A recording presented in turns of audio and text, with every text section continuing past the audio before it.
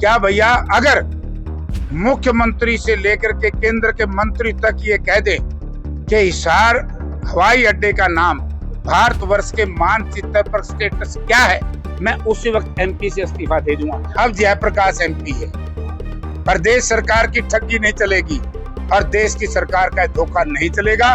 लड़ाई लड़ूंगा।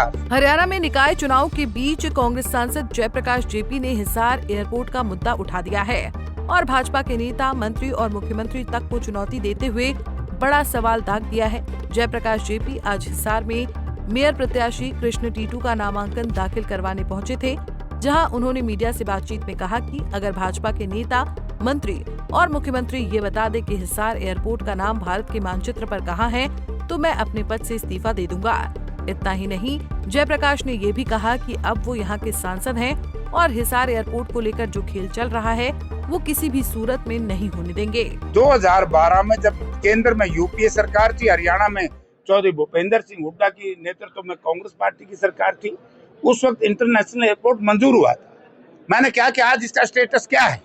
आप झूठ बोल रहे हो। हमारा यहाँ का जो इंटरनेशनल एयरपोर्ट था वो उठा करके यहाँ से शिफ्ट कर दिया जेवर में, उत्तर प्रदेश में।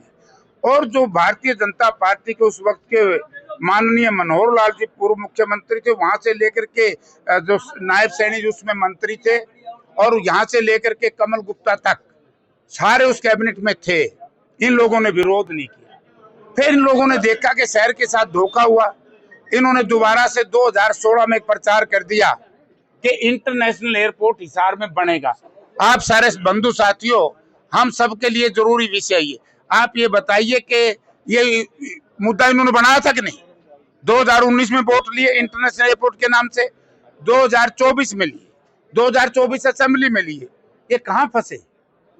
आज से लगभग 1 महीना पहले जब मैं एक मीटिंग ले रहा था, जिस कमेटी का मैं सदस्य हूं, तब मैंने सिविल एविएशन सेक्रेटरी से पूछा।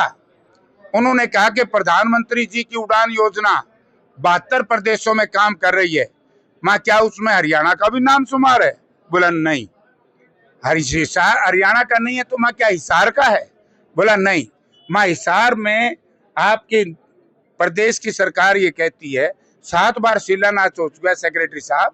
बोला जी हमें नहीं पता क्या हो रहा है हिसार में, लेकिन हिसार का नाम उड़ान योजना में भारत के मानचित्र पर नहीं है। इससे बड़ी शर्म की बात भारतीय जनता पार्टी के आज के मुख्यमंत्री और इससे पहले मुख्यमंत्री के लिए क्या होगी कि हरियाणा की 7300, मैं आपके माध्यम से लोगों को कहना चाहता हूं, विशेष तौर से हिसार के मतदाताओं से कहना चाहता हूं कि किस तरीके से 7300 एकड़ जमीन, हमारी सरकारी बीड़ की जमीन जो बेशकीमती थी, जहां पर लाला लाजपत राय यूनिवर्सिटी जो वहां शिफ्ट की बेईमानों ने, वो यहां बननी थी। हमारा चंडीगढ़ का रास्ता बंद किया, केवल अपना व्यापार करने के लिए, प्रॉपर्टी डीलिंग करने के लिए रास्ता बंद कर दिया। वहां से यूनिवर्सिटी शिफ्ट कर दी, वहां से बोस्टल जेल शिफ्ट कर दी।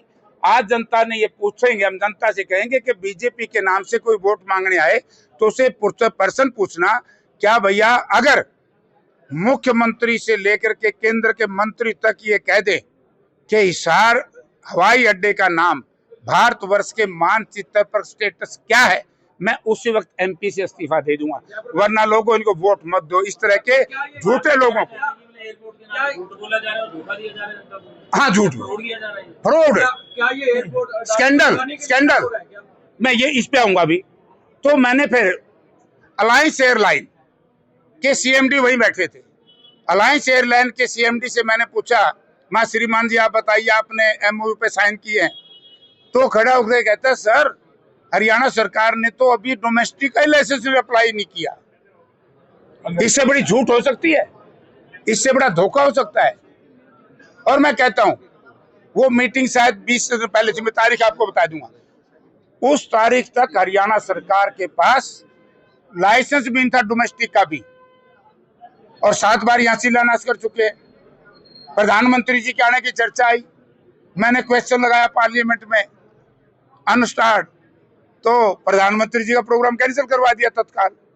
अब जयप्रकाश एमपी है, प्रदेश सरकार की ठगी नहीं चलेगी और देश की सरकार का धोखा नहीं चलेगा। लड़ाई लड़ूंगा। पर पार्लियामेंट में भी लड़ूंगा और सड़क पे भी लड़ेंगे और सब मिल करके लड़ेंगे।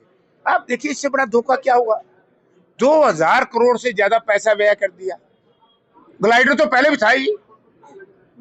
और ये जमीन मुझे शंका है, क्योंकि इसको एक दिन ऐसा करके सिस्टम, जिस तरीके से देश का एक धनाढ्य परिवार, एक परिवार किसानी पर कब्जा करना चाहता है, पोर्टों पे कब्जे कर लिए, अब एयरपोर्टों पे कब्जे करने के फिराक में है।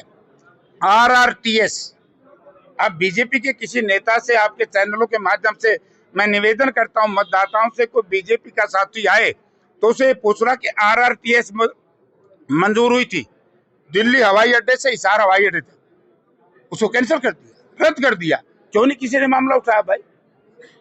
तो झूठ की राजनीति नहीं चलेगी। दूसरी बात, ये ड्रामा करें भ्रष्टाचार। मैं ऑन ओथ कह सकता हूं कि भ्रष्टाचार चोर हमारे यहाँ कौन होता है? जो चोरी करता पकड़ा जाए। अगर चोरी करते, भ्रष्टाचार करते नौकरियों में पकड़े गए तो बीजेपी के लोग पकड़े गए। HPSC के ज्वाइंट सेक्रेटरी के दफ्तर में लगभग 3 करोड़ रुपया मिला कि नहीं मिला? एक सीनियर IAS जेल में गया कि नहीं HKRN को लेकर के? HPSC के कर्मचारी जेल में गए कि नहीं? SSC के चेयरमैन को बचा लिया। और मैं बड़ी शर्म के साथ इन लोगों से कहना चाहता हूं, हमें शर्म आती है इनकी झूठ को देख करके। पहला कहा करते कि झूठे मर जाएंगे तो आप भी नहीं सड़ता। यानी कि SSC का चेयरमैन की कन्वर्सेशन है असेंबली में, बात कर रहे हैं किसी एक व्यक्ति से, एक्साइज इंस्पेक्टर के लिए असेंबली में रखी गई वो। और फिर ये निकम्मे लोग ये कहते हैं कि भ्रष्टाचार हमारे नहीं, खर्ची पर्ची हमारे नहीं, लूट के खा गए प्रदेश। जयप्रकाश JP ने कहा कि हिसार एयरपोर्ट के नाम पर भाजपा की सरकार ने हरियाणा की जनता को गुमराह करने का काम किया है और उन्हें पूरी शंका है कि ये एयरपोर्ट भी प्रधानमंत्री अपने परम मित्र को सौंप देंगे। JP ने कहा कि वो हिसार के सांसद हैं और यहाँ की जनता के साथ वो किसी भी हालत में जाति नहीं होने देंगे, फिर चाहे इसके लिए सड़क से सदन तक उन्हें लड़ाई ही क्यों न लड़नी पड़े। हिसार से विनोद सैनी, पंजाब केसरी TV। हमसे जुड़े रहने के लिए हमारे YouTube चैनल को सब्सक्राइब करें और नई वीडियो की नोटिफिकेशन के लिए बेल आइकॉन को दबाएं। अगर आप ये वीडियो Facebook पर देख रहे हैं तो लाइक जरूर करें और ज्यादा से ज्यादा शेयर करें। धन्यवाद।